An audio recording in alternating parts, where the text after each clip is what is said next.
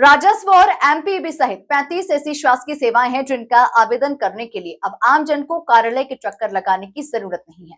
Collector Shivam Verma के निर्देश पर एटूल के माध्यम से चैटबॉट विकसित किया गया है। इस पर 35 विभागों की सेवाओं को शामिल किया गया है।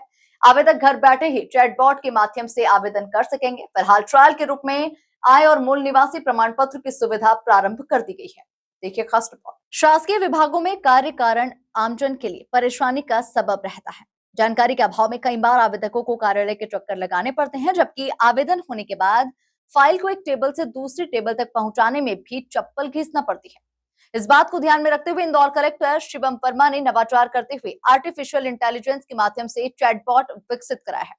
चैटबॉट के माध्यम से आमजन घर बैठे ही शासकीय कार्यों के लिए किए जाने वाले आवेदन कर सकेंगे।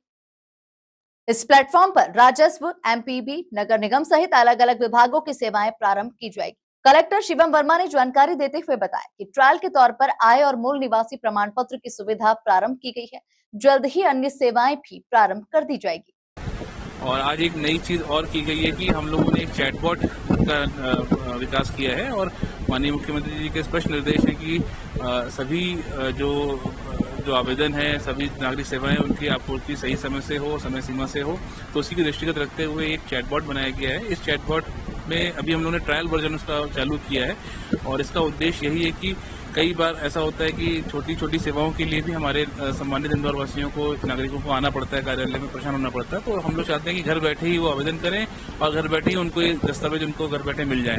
तो इसी दृष्टि से चैटबॉट बनाया गया है। अभी वर्तमान में हम लोग उसमें मूल निवासी प्रमाण पत्र, आय प्रमाण पत्र, जाति, इन सेवाओं को हम लोग उसमें दर्ज करके आवेदन ले रहे हैं और उनका निराकरण कर रहे हैं। धीरे धीरे इसका वर्जन और डेवलप होगा तो हम अन्य सेवाएं भी इसमें जोड़ पाएंगे। आज से इसको हम लोगों ने प्रारंभ किया है। इस नवाचार से जहां आमजन को बड़ी राहत मिलेगी, वहीं दलालों के चक्कर में भी फंसने से बचेंगे।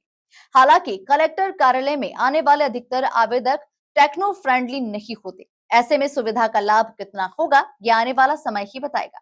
Bureau report, MP news, Indore.